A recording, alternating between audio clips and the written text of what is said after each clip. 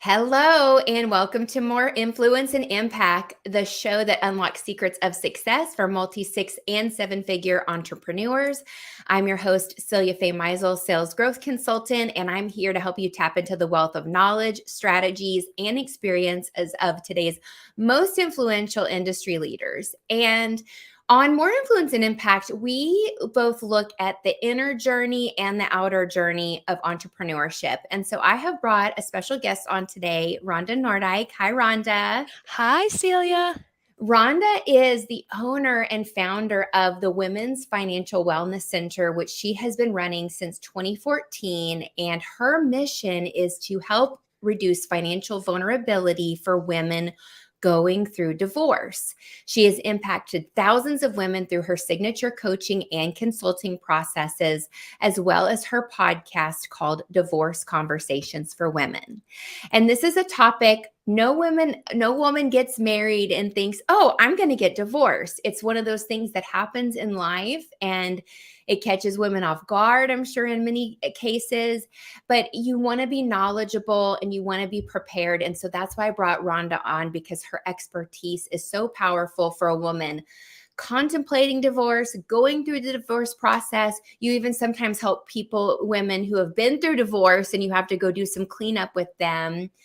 So setting the stage, so happy to have you today, Rhonda, for us to really dive into your knowledge and expertise that you bring to your clients. Yeah, thank you so much for having me. Yes. So let's talk about just like the evolution of how you got into doing this work, because it wasn't what you started out to do either, right? The specializing in the divorce field like came to you later after being in other industries. So just tell us a little bit about your journey. Yeah, absolutely. So, early 2000s, I had actually started in the financial industry and loved what I was doing, right? Loved being able to help people. And probably about 12 years later, I found myself saying, okay, there's a lot more here. There's a lot more opportunity to be able to help. So, long story short, I ended up leaving the financial industry and launching Women's Financial Wellness Center. And the whole goal was to be able to create a safe space for women that were contemplating or going through divorce. And at the time, there was not a whole lot in this space apart from attorneys, right? There were Mm. not a lot of financial experts. There were no divorce coaches, was not a thing. And so I had to build my business from the ground up, really taking a look at what's the need, how can I help? And I knew that there had to be a better way than what I was seeing. And so I Yeah. always say, like, this small town girl left and said, okay, here's my business plan. I'm leasing an office and we're going to go and, change the world. And Mhm. I'm excited to say, 9 years later, we have clients all over the world. And Mhm. so that's been, quite the journey for sure. Yes, yes, and your business has grown and flourished, and you've really innovated, and we'll talk about some of that today. I would love to like hear in your own words like that distinction between what you do at Women's Financial Wellness Center and a divorce coach, because there's a difference. Yeah, absolutely. So I think there's a couple things. I mean, the coaching piece in general, right, is a forward looking, Mhm. looking at attitudes and beliefs around certain things and stuff like that. Sometimes it's around sort of communication. Mhm. So there's a lot of different areas that people will focus on. My focus is really on the financial coaching piece, which is the attitudes and beliefs specifically around money, and it's really intended to provide women with a step-by-step process around the financials. Mhm. And we infuse some things around communication, but I would say as a whole, really leaning into my expertise around the financial part from a holistic perspective is really what makes Women's Financial Wellness Center stand apart. And in addition, a lot of the people that have my same credentials, which is a certified divorce financial analyst, a lot of them are associated with a financial firm. And so it's usually a small percentage of their overall book of business. And the intention, really, I mean, transparently speaking, is to be able to get, clients, right? Investment clients on the back end. And so I wanted to make my business independent of financial product sales or financial insurance. And while those things are important, I just wanted to be able to come in, be the consultant, help people navigate through the pieces, and ultimately have them leave our time together with more empowerment, more confidence, accelerate some of those things for them so that when their divorce is over, they really feel like they can step into that next chapter financially and make good decisions. Yes, yes. And so you really got clear about where you want to serve inside of that process and what your business is all about. And I would love to know, like, for you or to have you paint the picture for us of some of those situations that women find themselves in that make them a great fit for your services and what you do inside of your business. And I know there's a couple, we can go through a couple scenarios because if some women are listening and they're like, oh my gosh, that's me, we want, or oh my gosh, I know somebody who is going through this. So can you share some of those different scenarios that you see?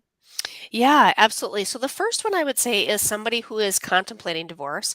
Potentially, maybe he hasn't even told anybody that they're considering it. So a lot of times women will carry the burden of, I don't know what direction to go. This isn't working, but I feel scared about leaving or unsafe about leaving or sometimes unsafe about staying. I mean, there's just so many times that people are like, I just don't know what to do next. The average time that women spend, at least from what we can see from the data, is about 2 years in this in between contemplation stage. And so that's usually where, if women reach out, I'm like, okay, we have a process and a plan that we can help walk you through. And the first step can be, Women's Financial Wellness Center helping them, meaning helping them find the right attorney and making sure they've got a budget and organizing their documents and all of those other kinds of things, right?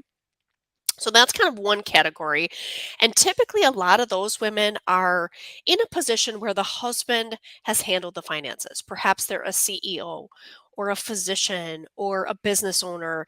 And women are feeling this sense of shame and overwhelm because they're like, Rhonda, I didn't take initiative. I didn't ask any questions. I'm like, listen, we can't do anything about that and it's okay. The question is, what are we going to do now moving forward? And now you have an opportunity to really lean into the opportunity to become financially, you know, literate and confident and knowledgeable. So that's kind of one group. The other group is people that are women that are in the middle of the process and they're like, oh my gosh, Rhonda, I'm in the middle of the process. We're in the messy middle. I feel like I'm being bullied. I feel like overwhelmed by the process. I don't feel like people are listening to me. I'm really feeling pressured to have to make decisions, and I don't even know what I'm doing, or I don't even know what questions to be asking. So there's people that will reach out in that space. And I always say, okay, we kind of got to get a lay of the land as far as where we're coming at, in the middle of the movie, get a lay of the land, the characters, the plot, all the pieces, and then figure out, okay, where do we go from here? What strategies do you need in place to be able to move forward? So the big thing for me is always trying to ask women, what is your next best move? What's the next best thing that you can be doing? And kind of around that framework of, the chessboard, right? Like we can show up, there's a strategy, there's a plan, to really just help women navigate through. And then there are times when women are sometimes on the other side of divorce. I would say there's a little bit less that we're able to do to help them once the divorce is over because things are more finalized. So the more that we can get involved before things are final, the better. Um, but that's essentially, where we're coming in as far as where things are at. Yes. Yeah, it's really helpful to see that clear picture of where they can be in the stages of their journey. And so when you said about that middle group that are in the process and you said the word bully, like they're feeling bullied, what does that look like? Yeah, absolutely. Probably one of the things, Celia, that gets me the most frustrated about this process. So I'll give you an example. There was a woman that we were working with who actually was located in Michigan, and she had reached out. She had found us kind of toward the end of her journey, but thankfully before things were finalized. And she said, Rhonda, we had gone through mediation. We had set aside 4 hours. We had gone back and forth. We weren't making a ton of progress. We had 20 minutes left before the 4 hour time block, before our appointment, right? Our session was completed from the amount of time that they had allotted. And they came in and said, hey, here's his final proposal. Take it or you're going to trial. Well, you have 20 minutes to try to analyze your whole entire financial future. And so she didn't end up making a decision. And, they ended up having to do some additional negotiating outside of it. And she said, Rhonda, I wish I would have found you sooner because I really felt like, I was in a tough spot. And so Mhm. those are the kinds of strategies that I think people are experiencing. We always like to think it's going to be amicable and that we're going to be able to get along and that, there isn't going to be conflict. But being amicable means that it's devoid of conflict. And Mhm. I always say, well, there's going to be conflict. That's just the Mhm. reality. How much conflict, how we deal with the conflict, that's another conversation, right? And I want women to show up and not be afraid of conflict, but know how to negotiate, know how to hold their ground in a calm and confident way, right? And Mhm. that's where we can start taking back some of our power in these really difficult situations and give ourselves permission to walk away Mhm. in those situations where we feel like, "Oh my gosh, I have to make a decision right now. I have 20 minutes to figure out what I'm doing with all these things. Like this is no, I can't do this." You know? Right. Too much pressure, too last minute, and it sounds almost like an intimidation factor, like using that kind of giving them that little bit of time frame to choose. And yeah, it just doesn't, it's not a space for to feel like secure and confident in your decision. And that's probably why they do that. That's that bullying and that intimidation. Yeah. And would you say that like the divorce process is it more geared like in favor of men and not so much for women, or what do you see? So I think that's probably depends on who you're talking to, right? Okay. I mean, um, I think that the divorce process as a whole is a lot of times people think that the court system is going to advocate for them. And the Mhm. reality of it is that's just not what we're seeing. Mhm. Um, there's usually one person in the relationship that's in a position of power, whether that's they have more access to information, they've handled the finances more, they're the ones who are making the money. And so my philosophy is always, okay, how do we level the playing field, for both parties? And of course, because my niche is, working with women, the majority of what I see is the women that are in this position of being disempowered. Mhm. However, it's been interesting as I've worked with higher net worth women who are the breadwinners, who are the primary, the primary earner for the family. That's interesting too, because I do feel like there's a double standard Mhm. in what they're being asked to do that their male Mhm. counterparts aren't. And the emotional part, sometimes women will say, well, I just want it to be over. And they end up just like giving way more than Mhm. what their male partner counterparts would give because they just want it to be done. Yeah. And so it's been kind of an interesting dynamic to just watch some of those trends. But at the end of the day, I think the best thing that we can do is be as prepared as possible, have a plan, have a plan B if plan A is, goes sideways, right? And I always picture it like hurdles. It's like, okay, my job is to help people jump over the hurdles, go around them, go under them, right? Not to be not jumping over them, right? Mhm. But we just have to have a plan on what we're doing and how we're doing it. And unfortunately or fortunately, right, there's a lot of opportunity for the person who has not been handling the finances to really lean into, making sure that they have the right strategies and plan in place so that, they're not paying the consequences financially after the divorce is over. One of the Mhm. stats that we have really kind of hung our hat on and is a real core of my mission is to help reduce the number of women whose lifestyles go down 41%. And that's a big number. I mean, Mhm. that is a big number when you look at the lifestyle that now has taken a substantial decrease and women are left trying to re-enter the workforce or ask for raises to be able to, increase their compensation, um, to just really kind of navigate through what's ahead. And they have expenses now that they didn't have. And so on the flip side, their male counterparts tend to move forward. They are, still usually in the black, not always, but Mhm. usually.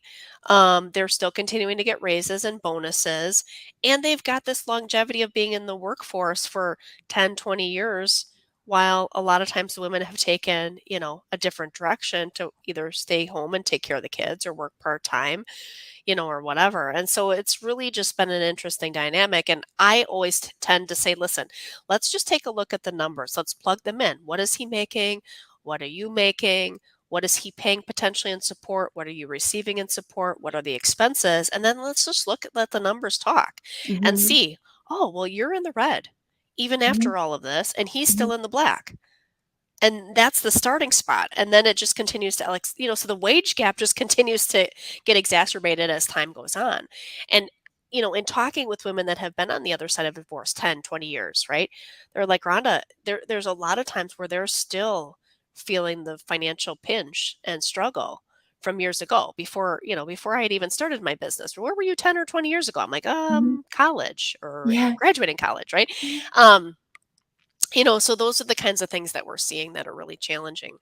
Yes, yes. It just really it's so powerful to just sit down and do the numbers with them and really show them because when they're making decisions from that emotional place, short notice or just not having the data in front of them, it can really lead to decisions that set them up for a future that they really don't want. So the data and the numbers are like I like how you said, like, let's let the numbers do the talking. It's not emotional, it's analytical. We can look at it and then decide from there and then factor in the lifestyle and all of those other pieces. And so then women are able to go back and ask for something and probably that's what you said about like regaining power. They go back and they're in their power because they're really advocating for themselves because now they actually know what they want versus taking crumbs or just whatever they can get, which is a totally different place to come from. Yeah, absolutely, and that's spot on. That's exactly it. There was a gal who had reached out to me a couple years ago, and maybe it's been a year and a half or so. She was in Tennessee, and she reached out, and she decided to not, move forward with my services for me to be able to help her, which is fine. I mean, people have that choice to do that, Mhm, right? And so, after her divorce was final, she had messaged me on Instagram. She had seen one of my posts, and she said, "Oh my gosh, Rhonda, I have to tell you that message spoke to me." And what I had said there was there are times when people will just start splitting things like, hey, well, you keep the pension, I'll keep the house, you keep that, you keep this. And it sounds good on the mhm, surface. And she did that. She kept the house, he kept his pension. She was a professional in the medical field, and she ended up losing her job. mhm, And basically said, Rhonda, I now am for having to foreclose on my home. I'm mhm, going to have to claim bankruptcy, and I don't have any retirement. And I mhm, thought, this is, there's nothing that's more challenging than hearing those stories. And you're like, oh my gosh, I don't want it to be a fear based decision. But the reality of it is, there's a lot of things that people need to consider before making a final decision that's going to impact their future, mhm. financially. And so just trying to minimize Yeah. as much as possible and helping people manage the risk, make good decisions, analyze how to be thinking through some of these tough decisions so that, they've got some really solid foundational, financial foundations to be able to build on Mhm. as they start that next chapter. And looking at that, I think probably a lot of people are looking at best case scenario, but you also want to look at the worst case scenario too, which obviously in this case that woman didn't do, and worst case scenario happened, and she wasn't prepared for that. That's right. Yeah, Yeah, that's exactly right. Yeah. yeah. And so when it comes to going through divorce, it's a women need a team. They need multiple people on their team and in their corner. And I know from knowing you and your business that you have really curated a partnership network and trusted people that you have inside of your community that you can refer others to. Can you talk about like building that network and also that that value that it brings to your clients as well?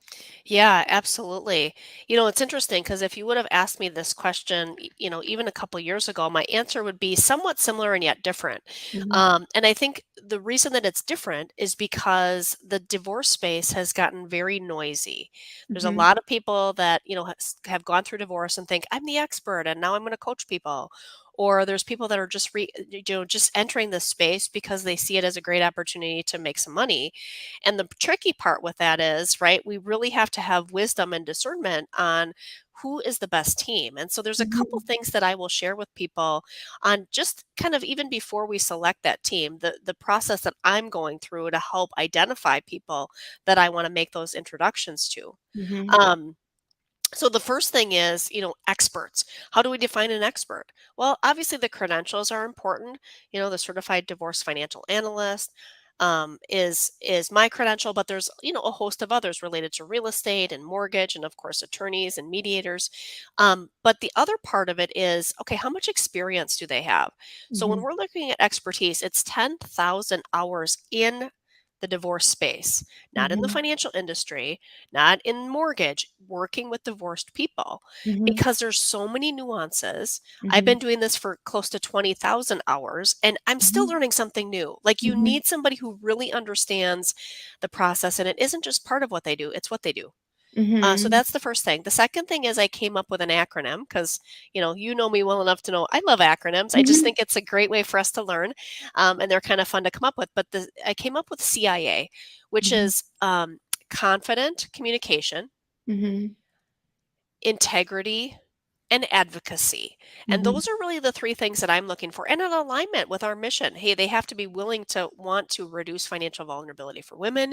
They Mhm. need to be able to advocate for them, challenge the status quo a little bit. So those are the kinds of things that I'm looking for. And so the baseline team, I usually recommend that people have, the kind of core things: legal, financial, and emotional, right? Mhm. And the emotional could be a therapist, it could be a coach. Um, but you want to have those three kind of essential team members. And then, depending on the situation, people may add to that team. If they own a Mhm. business, we might want to introduce them to a business valuation expert. Or if they need, help finding money that's transitioned or changed hands or whatever, they may want to consider a forensic accountant. So there's a lot of additional team members that certainly can be included as part of their team, depending on their situation. Mhm. And so my job is to really kind of orchestrate the process. I'm not just coming in and crunching the numbers. I'm looking at the process and helping people walk through that. And then I'm pulling in the experts that I have worked with, that I trust, that I'm helping hold accountable, all the things, right? And it really has made the client experience that much better. They feel supported, they feel Mhm. heard. And one of the things we're going to be really doing a good job of, even more so, and formalizing, kind of a little foreshadowing, but for the end of the year, we're really going to be focusing on people that are part of our network that want to be trauma informed, that Okay. are willing to go through some additional training, because a lot of the clients we work with are bringing trauma to the table. Mhm. And I think as divorce experts, we just really need to be sensitive to Yes. what they need. Mhm. And so that's going to be one of the criteria we're going to be able to flag in our system, that people can see this person has, gone through additional trauma informed training, so that as they're making those decisions, Mhm. they have that help. And, for anybody who knows me, right, I have pretty high expectations for the people that we're working with. I really Mhm. want to make sure that we're giving our clients the best possible experience and opportunity to come out of this empowered, and knowing that there are still good people, in this world, honest, transparent, kind-hearted, Mhm. mission-driven people that want to help them.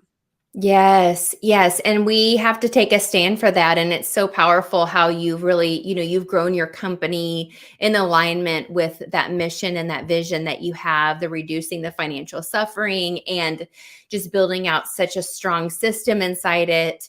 And we'll talk about your offerings inside of the company next, and then also like this vetting process for advisors and experts that you bring in to refer out. It's so powerful, and that integrity is really needed. And I think that that's what women entrepreneurs, and especially like we can bring innovation into entrepreneurship and really align with our values and create really successful businesses. And I just really recognize how client first you are in everything that you do, and continue to grow and evolve inside of your company with that client first approach.